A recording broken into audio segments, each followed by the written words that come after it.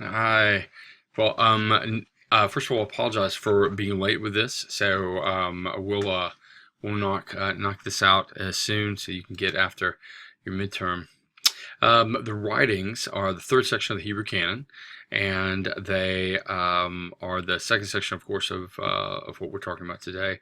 Um, the writings begin with Psalms, and they go all the way to Second Chronicles, the last book of the Hebrew canon. The composition and order, we can talk about the Old Testament being held together by seams. So if you think of like a fabric, right? A fabric has got seams woven in and out, so thread or something like that woven in and out of it, and it keeps it together, right? And so in the same kind of way, there are seams in the Old Testament. And these seams are not simply thread, right? But they're themes, and these themes bind these larger parts of the Old Testament together. And so that, for example, we've got a few opportunities or options here. So you've got Deuteronomy 34, 5 through 12, and Joshua 1:8. If you look at Deuteronomy 34, 5 through 12, it says, "So Moses, the servant of the Lord, did there in the land of Moab, according to the word of the Lord, and he buried him in the valley of the land of Moab, opposite Beth Peor. But no one knows the place of his burial to this day. Moses was 120 years old when he died. His eyes were dimmed and his vigor unabated, and the people of Israel wept for Moses in the plains of Moab 30 days and then the days of weeping and mourning for Moses was ended. And Joshua the son of Nun was full of the spirit of wisdom, for Moses had laid his hands on him. And so the people of Israel obeyed him and did as the Lord commanded Moses." It goes on. And then Joshua 1:8, we have, "And the death of Moses, the servant of the Lord." Same again as in Deuteronomy 34, 5 through 12. Said to Joshua, son of Nun, Moses' assistant, "Moses, my servant, is dead. Now therefore, rise, go over to this Jordan, you and all this people in the land that I'm giving it to them, to the people of Israel. Every place the sole of your foot will tread upon, I've given to you, just as I promised Moses." Goes on and on, all the way down, and then he adjures later in the text for Joshua to do all according to the law of Moses, my servant commanded you. So you have these themes of both leadership, the people of the Lord, and the Torah of God. So the Torah of God, the people of God, and interestingly enough, both of these texts are also talking about going into the land of God. So you have Torah, and you have land, you have people, and the people of God and the land of God. You could call it genealogy and geography, or one really great writer called it dominion and dynasty. So dominion is people, and eventually becoming the king, rising out of those people, and or dominion rather is the land, and then dynasty is the people represented intimately by the king. So people and land, and then Torah also bound up in that. You have Deuteronomy 34, 10 through 12. There's not risen a prophet since in Israel like Moses, whom the Lord knew face to face, none like him, for all the signs and wonders of the Lord sent him to do in the land of Egypt to Pharaoh and to all his servants.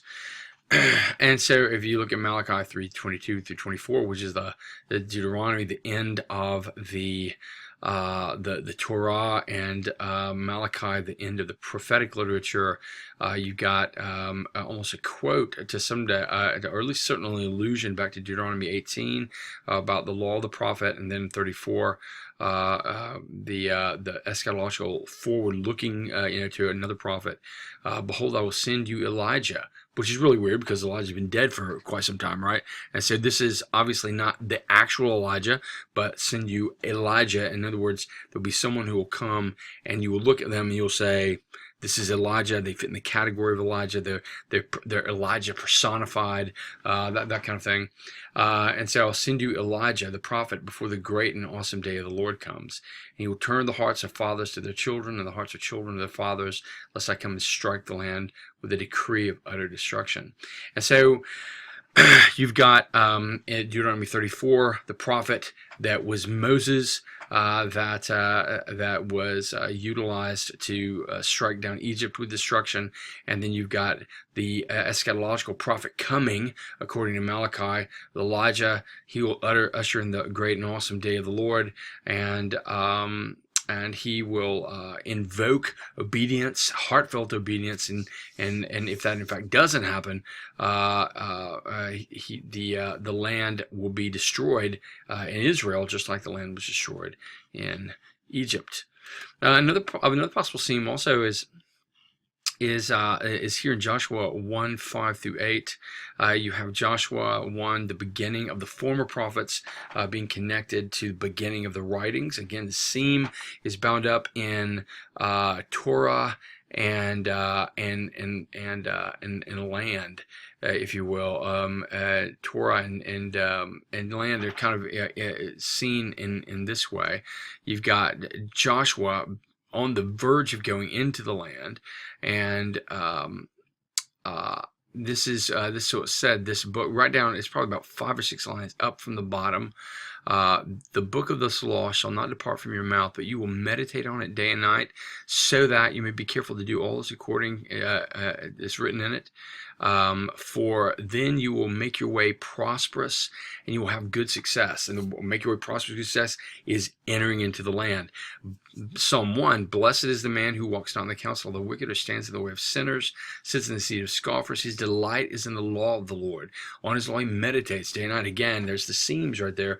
Torah meditation. He's like a tree planted in streams of water. Here we have land. All that he does prospers. So the rootedness of the one who is meditating on the law is rooted like a tree in land and soil and the earth, and grows out of it. And so you have sort of Torah represented here, and even later on, what's also interesting is you've got again land, as well as, like I said, I was just kind of mentioning, you also have a little bit of temple imagery with land, with the congregation of the righteous, with the presence of God sort of being mediated to those who are righteous in Psalm 1. The same situation back in Joshua 1. You've got God promising to be with Joshua in a unique way. And so you've got a little bit of temple imagery there too.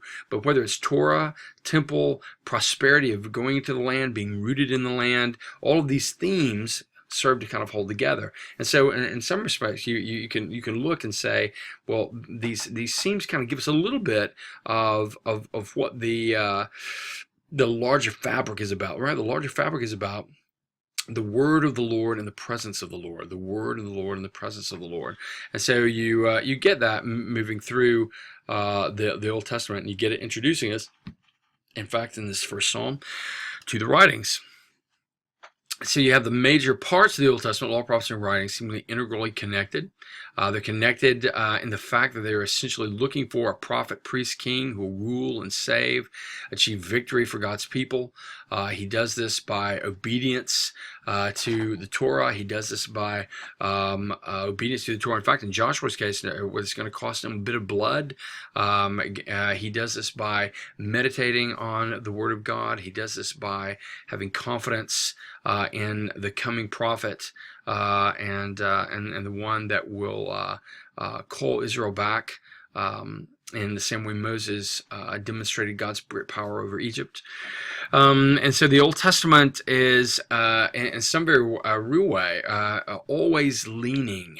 It's always leaning forward, and the word that we use for that is eschatological. In other words, there's you can talk about the Old Testament as if it's only in its own time and space, and there's some legitimacy to talk about the Old Testament that way. You almost have to some degree, to be able to talk about what people are saying, because a lot of the Old Testament is simply time conditioned. However, you can't leave it there. If you leave it there, I think you've ignored actually what the Old Testament's doing. So the Old Testament in and of itself has this forward lean to it, this eschatological lean to it. But the Old Testament is also sort of Christological, and this is, of course, only from Christian standpoint. I mean, those of us who are Christians believe this. We see this, very clearly to us anyway in the Old Testament by looking at the New Testament and seeing that the New Testament writers are looking back and they're reading the Old Testament. They're seeing bound up in the obedience to the law. They're seeing also the person of the king and the person of the prophet and the priest all really coming to their fruition in Jesus. So the prophet that was promised that would be just like Moses never comes really in the Old Testament. Now, lots of prophets come, but no prophet like Moses that leads this new exodus and sense of liberation that comes in the New Testament with Jesus. The king is a remarkable king. I mean, you look at Psalm 2, you've got God promising to install his king on his holy hill on Zion, that he breaks the nations like a potter's vessel. Then you look at Psalm 2 and you go, okay, well, this is a Psalm of David, but David never did this.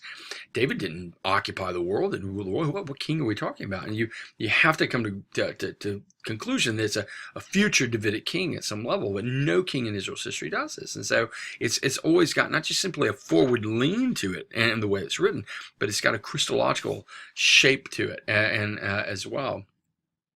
And so you see this and conclude this just by the way the Old Testament's written on its own. The law and prophets always appear together in much in the same order.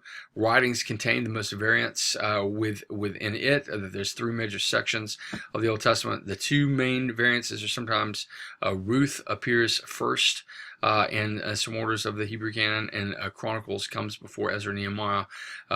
Sometimes also you might see Chronicles at the beginning, Proverbs and Job switched around, and the first of these can be explained simply by the tendency of the Old Testament literature to be ordered chronologically.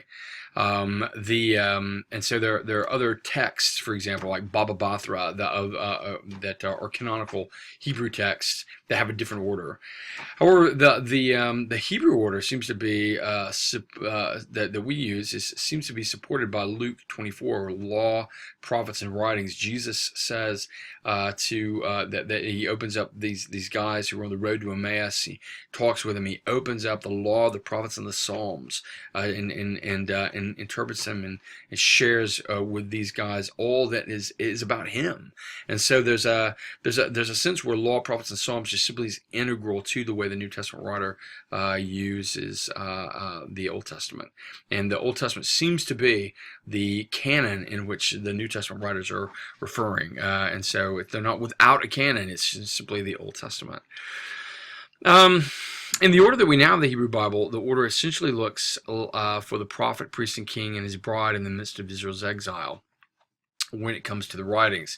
So Psalm through Job, for example, searches for the wise and righteous man, the suffering servant, although Job contains what some people call a foolish woman. I think I would rather call her a fragile woman. So she'd be foolish, but she could be fragile, a fragile woman, and in some very real way.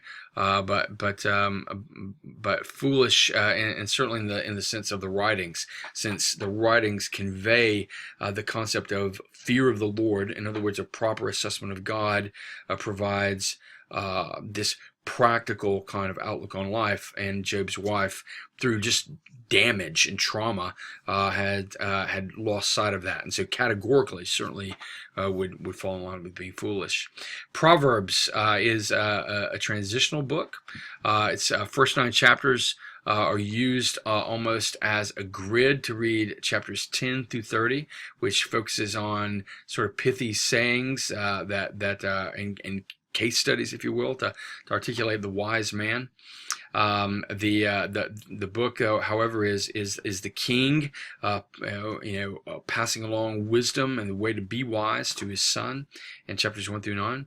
And so Ruth focuses the shift to the virtuous Gentile woman that is brought into Israel. And then Song of Songs is the king and his bride united in the garden.